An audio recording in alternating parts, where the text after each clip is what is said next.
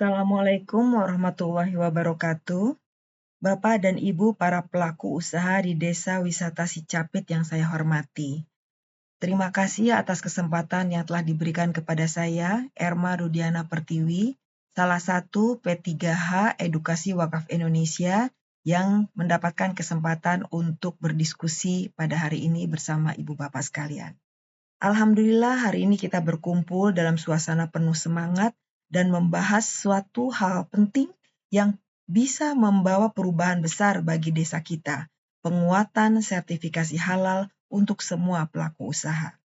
Sicapit memiliki potensi wisata yang luar biasa, alamnya indah, budayanya kuat, dan masyarakatnya ramah. Kini tinggal satu langkah lagi untuk menjadikan desa ini semakin dipercaya wisatawan, yaitu memastikan bahwa produk dan layanan yang kita tawarkan adalah aman, higienis, dan tentunya halal.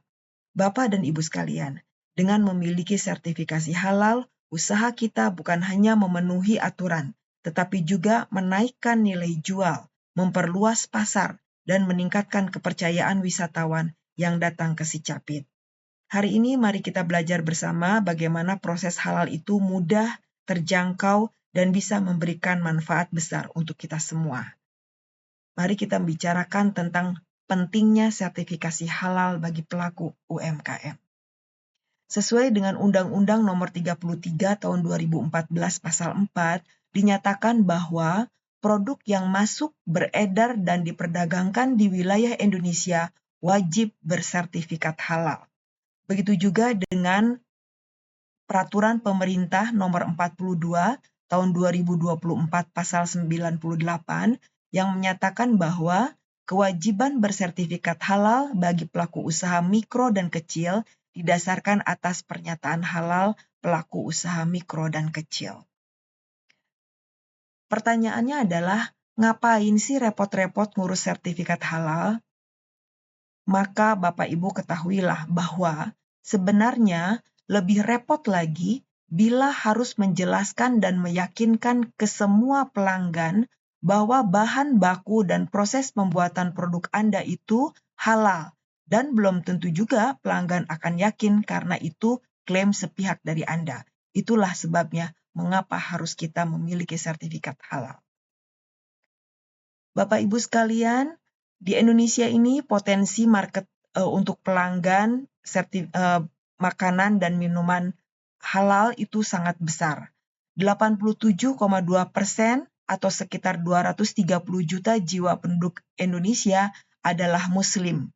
Dan mereka wajib mengkonsumsi produk halal.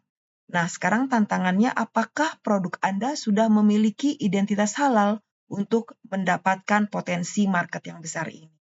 Dan sebenarnya apa yang dimaksud dengan identitas halal ini?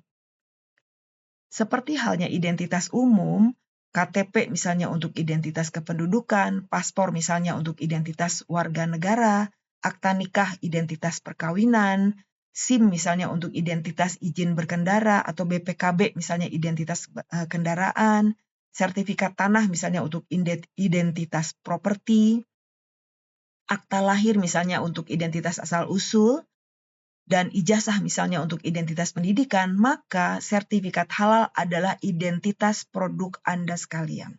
Identitas produk yang halal. Ini adalah contoh dari sertifikat halal, maka kalau pelanggan Anda melihat ini, maka pelanggan akan langsung yakin. Jika pelanggan Anda melihat sertifikat halal ini, maka pelanggan Anda akan langsung nyaman. Dan jika pelanggan melihat sertifikat Anda ini, akan langsung senang. Bagi pengusaha, kepercayaan adalah hal utama dan mahal, karena itulah sumber penghasilan yang bisa berkelanjutan. Nah, sekarang bagaimana cara mengurus sertifikasi halal bagi UMK? Syaratnya sangat mudah. Pertama adalah KTP pelaku UMKM, kemudian jenis produk maksimum adalah 10 varian, ketiga adalah merek produk harus ada, 4 adalah foto produk, kemudian 5 adalah foto tempat produksi, keenam adalah NIB yang sudah mempunyai KBLI sesuai dengan produk yang disertifikasi, dan ketujuh adalah ketentuan bahwa omsetnya masih di bawah 15 miliar. Ini adalah syarat-syaratnya dan begitu mudah. Berapa biaya sekarang mengurus untuk sertifikasi halal bagi UMK? Ibu Bapak sekalian, jawabannya adalah gratis 100%. Jadi semua pengurusan sertifikat halal untuk UMK gratis 100% karena kalau bayar sendiri itu sekitar 230.000.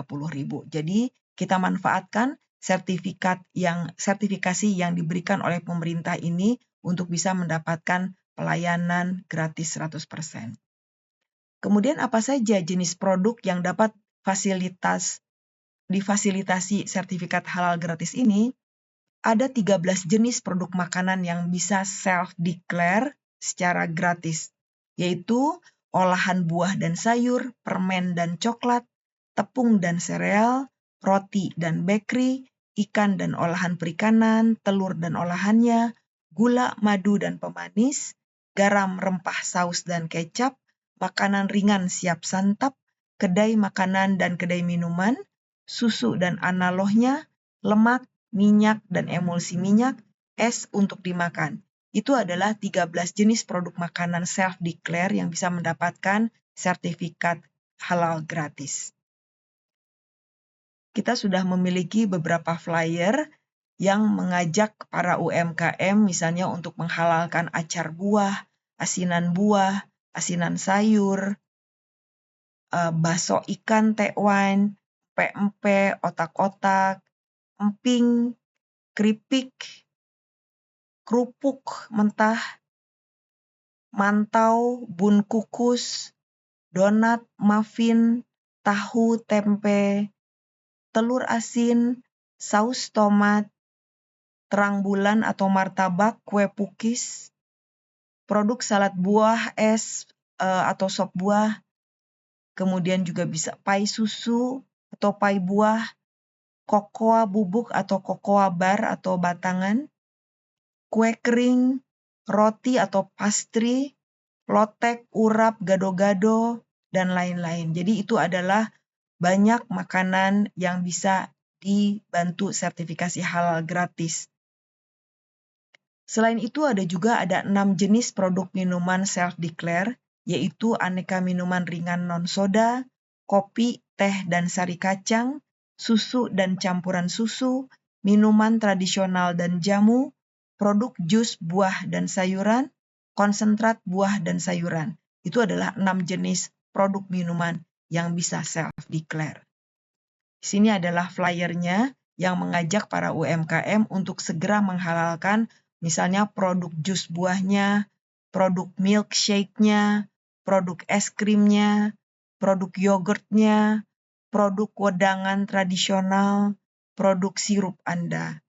Juga untuk produk kopi, minuman coklat, squash. Nah, itu adalah semua contoh-contoh dari produk-produk minuman yang bisa di self-declare.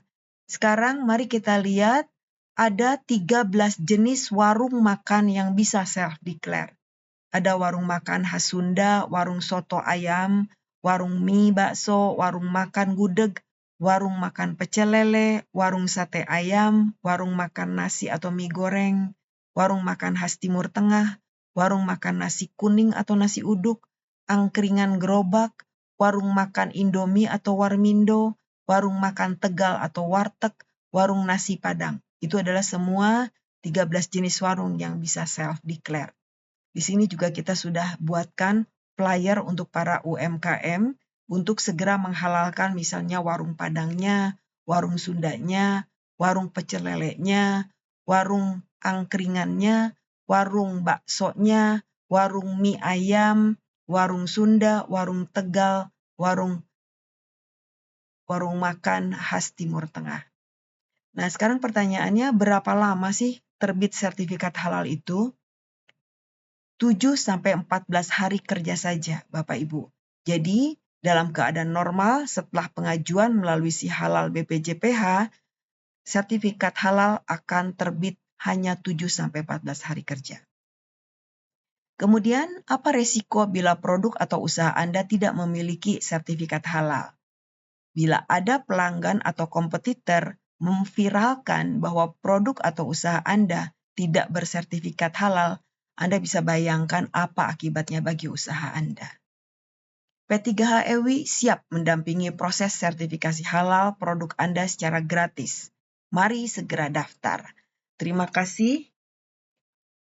Demikian presentasi ini disampaikan.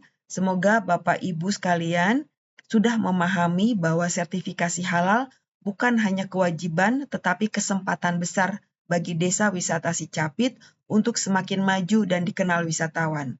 Dengan halal, usaha kita menjadi lebih dipercaya, lebih berkualitas, dan lebih mampu menarik wisatawan dari berbagai daerah bahkan mancanegara.